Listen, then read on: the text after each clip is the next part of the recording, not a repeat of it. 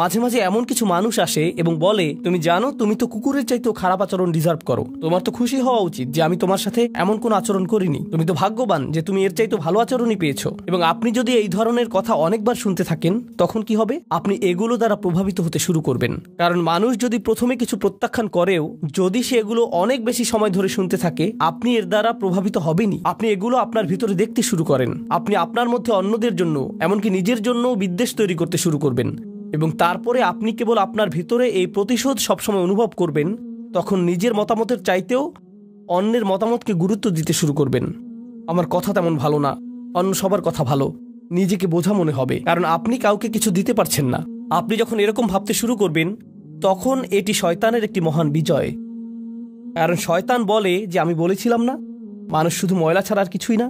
তার দিকে তাকাও, কি ভারসাম্য, কি চিন্তা, কিসের নিয়ম নীতি। আপনি এবং আমি এই পৃথিবীতে আসার আগে আল্লাহ কি করেছেন?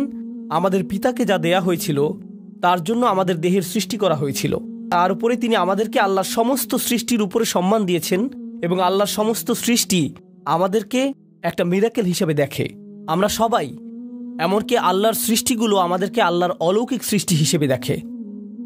আল্লাহর কৃতকর্মের প্রতি বিস্ময়ে সিজদায় পড়ে। এখন বেহেশতের ফেরেশতারা এমনকি আদমের প্রতি ইমপ্রেস, এমনকি আদমের প্রতি তারা মুগ্ধ। কিন্তু আপনি আপনাকে নিয়ে মুগ্ধ নন। আপনি ভাবেন আপনি মূল্যহীন,